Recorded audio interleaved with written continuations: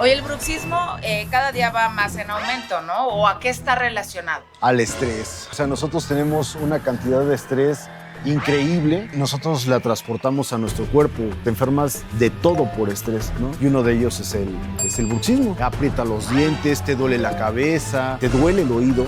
La mandíbula se hace hacia atrás, se pega hacia la parte de atrás y le pega al oído. Entonces causa dolores en el oído, causa tinnitus o sonidos en el oído, incluso falta te desbalanceas, ¿no?